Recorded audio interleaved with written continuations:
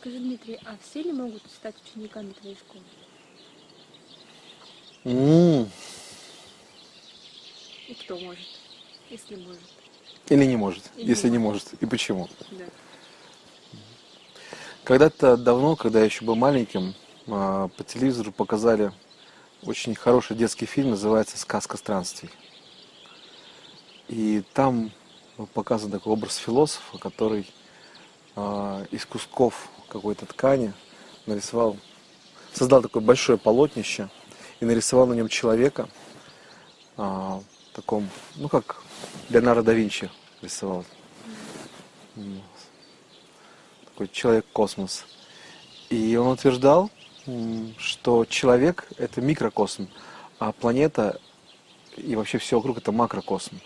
И там, где у планеты реки, у нас течет в жилах кровь. Где у планеты материки, у нас внутренние органы. И у планеты есть душа, и у человека тоже. Вот это вот соответствие микрокосма, макрокосма, он так очень ярко показал, и это очень впечаталось в мою детскую душу. А играл Миронов, кажется. Мгм. Очень талантливый актер. Изучая сокровенную науку от ее первоначальных основ, мы сталкиваемся с этим принципом, что малое лишь отображение большого, но оно такое же.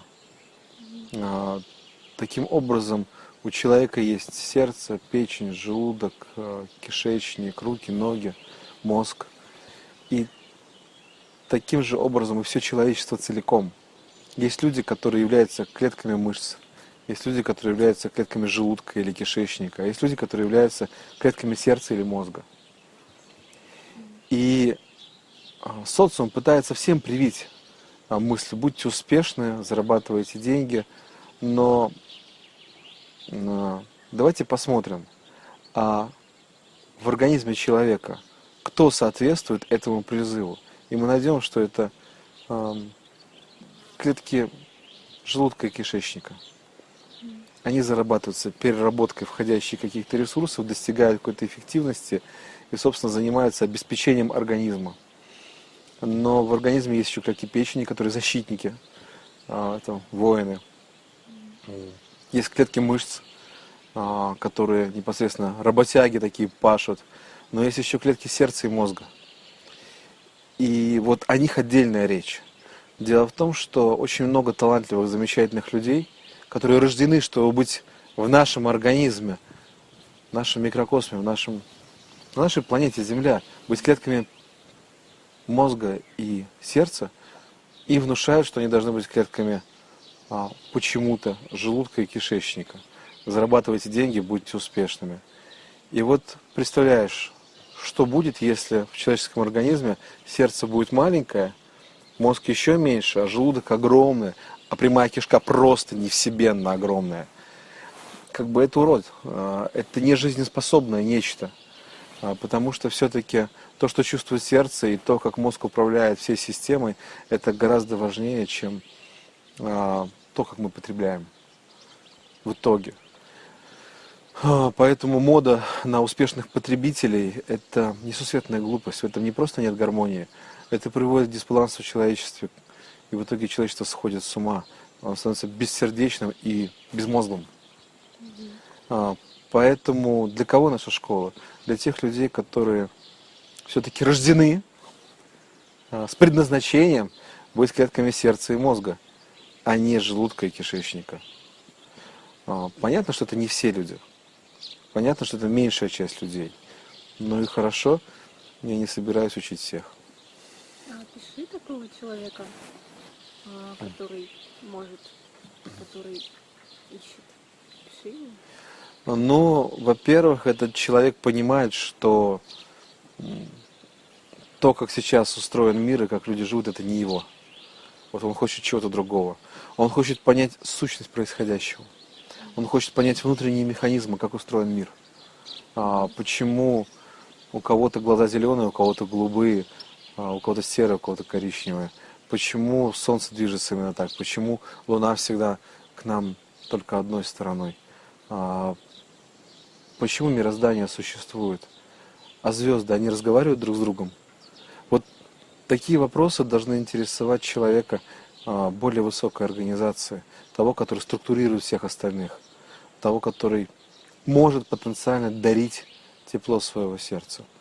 И в итоге, если такой человек не находит, как реализовать это свое предназначение, то он будет несчастен. Он будет неуспокоен. Часто такие люди спиваются или увлекаются наркотиками, или же пытаются создать семью в семье, чувствуют, что тащат кабалу. Они несчастны, но у них есть долг перед детьми, и они продолжают его тащить, а в глазах тоска. В итоге сердце полно героизма, и человек хочет, ищет подвига, но может ли он его найти? Подвиг в этой жизни. В чем героизм? Какие подвиги совершать? Как сделать так, чтобы душа обрела покой и ясность, чтобы она возликовала и сказала: да, это моя жизнь, я сюда для этого пришла, и ни для чего другого, и не убедите вы меня. Вот как сделать так, чтобы она нашла эту душу? Вот как встроиться человеку в социум с присущим ему предназначением, а не с тем, чтобы придумали другие. Вот наша школа обучает именно этому, но именно этих людей. Мы не курсы по успешным продажам, то есть мы не рождены, наша школа, для того, чтобы воспитывать людей кишечника и прямой кишки. Мы не курсы каких-нибудь военных сборов, мы не воспитываем клетки печени, мы не занимаемся только лишь спортом, мы не клетки мышц, и мы не занимаемся, мы не воспитываем дворников. Мы находим людей, которые рождены, чтобы стать сердцем и мозгом этой планеты, и напоминаем их об их предназначении, и помогаем встроиться в структуру социума с присущим им предназначением.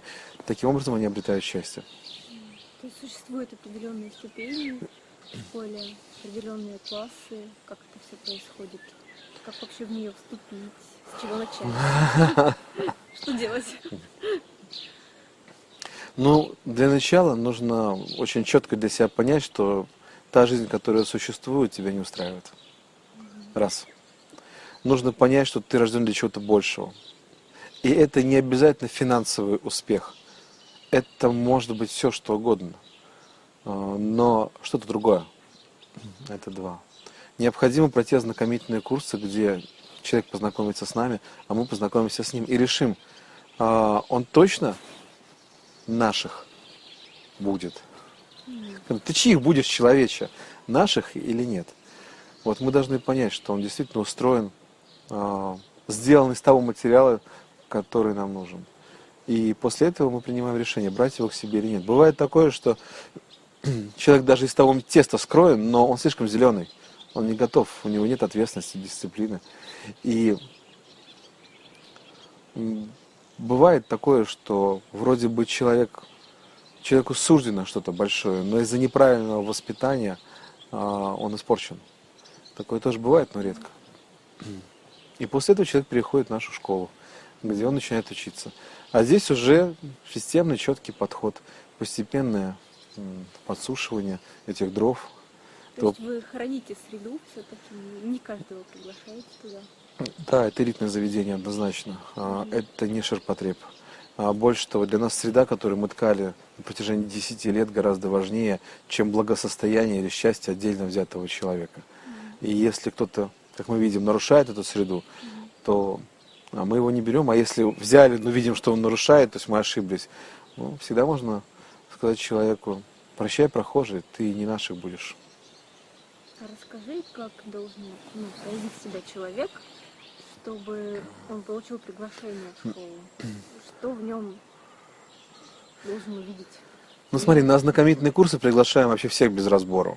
Приходите, люди добрые, наши двери распахнуты для всех, на посмотреть.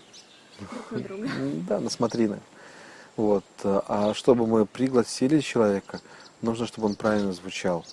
Нужно, чтобы в процессе ознакомительных курсов в нем раскрылся потенциал, вспыхнул какой-то огонь, чтобы человек понял, что да, вот он пришел к правильным вратам и воззвал, и ему открыли. И он понимает, что теперь жизнь его не будет прежней, она будет иной.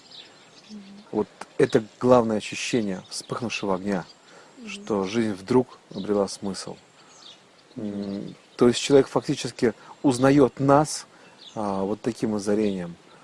мы разбрасываем зовы и создаем правильное звучание, на которое человек либо озвучит, либо не озвучит. Мы это умеем делать очень хорошо. Но это звучание, это следствие среды внутри школы. Наше звучание, да, это и есть наша среда, которая соткана из наших сердец. Мы буквально транслируем себя и говорим, нам нужны вот такие, как мы. И если человек вспыхивает и как гадкий утенок навстречу прекрасным людям уплывает и говорит, лучше убейте меня, но без вас я жить не могу, тогда да, это человек наш. Если такой химической реакции, бурной, как сильная влюбленность в нем не возникает, значит человеку это не суждено. Либо же он просто рано пришел, еще не созрел для таких отношений. Спасибо, Дмитрий.